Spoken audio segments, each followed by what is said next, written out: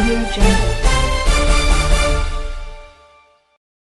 દાહોદ જિલ્લાના દાહોદ ખાતે ભારતીય રાષ્ટ્રીય કોંગ્રેસ પાર્ટી દ્વારા વોટ ચોર ગાદી છોડના નારા સાથે આખો દાહોદ ઉમટો. દાહોદ જિલ્લામાં વોટ ચોર ગોદીહોડના સહી અભિયાન કાર્યક્રમ યોજાયો, જેમાં ગુજરાતના પ્રમુખ અમિત ચાવડા સાહેબ તેમજ વિરોધ પક્ષના નેતા તુષાર ચૌધરી સાહેબ તેમજ ભરતસિંહ સોલંકી સાહેબ અને જીગ્નેશ મેવાણી સાહેબ તેમજ સેવાદળ પ્રમુખ લાલજીભાઈ દેસાઈ અને પ્રદેશ મહામંત્રી જશવંતસિંહ પટેલ ગોધરા એરંડી અને ચંદ્રિકાબેન દાહોદ જિલ્લાના કોંગ્રેસ પ્રમુખ તેમજ અન્ય મોટી સંખ્યામાં કાર્યકર્તાઓ ઉપસ્થિત રહ્યા હતા.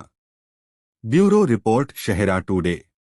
પહેલા ઐતિહાસિક જગ્યા છે, રેલવે થી લઈને આદિવાસી સંસ્કૃતિ અને અનેક માટે અહીંના લોકો જાણીતા છે. પણ આજે આ ભાજપના રાજમાં ભાજપના નેતાઓને કારણે દાહોદ ઓળખાય છે. શેના માટે? તો મનરેગાના ભ્રષ્ટાચારના માટે ઓળખાય છે. અને આ ભ્રષ્ટાચાર કોઈ સામાન્ય સરપંચ કરે તો જેલમાં પૂરવામાં આવે, પણ કરોડો રૂપિયાનો ભ્રષ્ટાચાર આ ભારતીય જનતા પાર્ટીની સરકારના મંત્રીએ કર્યો છે. તેમ છતાં હજુ ખુલ્લેઆમ ફરે છે.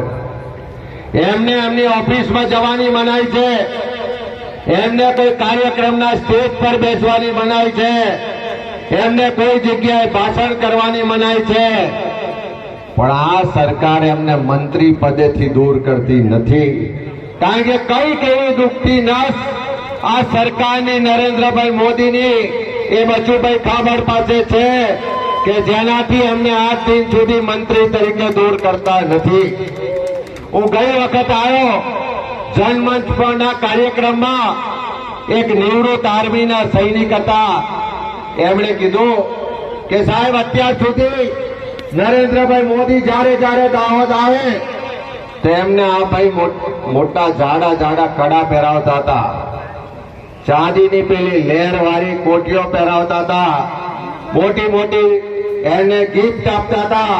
અમને એમ હતું કે આ બચુભાઈ આ ગિફ્ટ આપવામાં બહુ પૈસા ખર્ચે છે, પણ જે દિવસે કૌભાંડ પકડાયું એ દિવસે ખબર પડી કે આ જાડા જાડા કડા, આ ચાંદીની હેરો, આ કોટીઓ અને આ ગિફ્ટ કોઈ એમના ઘરના પૈસાની નથી, પણ તમારા મારા પરસેવાના ટેક્સના પૈસાથી સરકારે જે મનરેગામાં બજેટ ફાળવ્યું હતું, આ મનરેગામાં કરેલા ભ્રષ્ટાચારની કોટીઓ, કડા અને હેરો હતી. અહીં આગળ નકલી કચેરીઓ પકડાઈ હતી કે નહીં?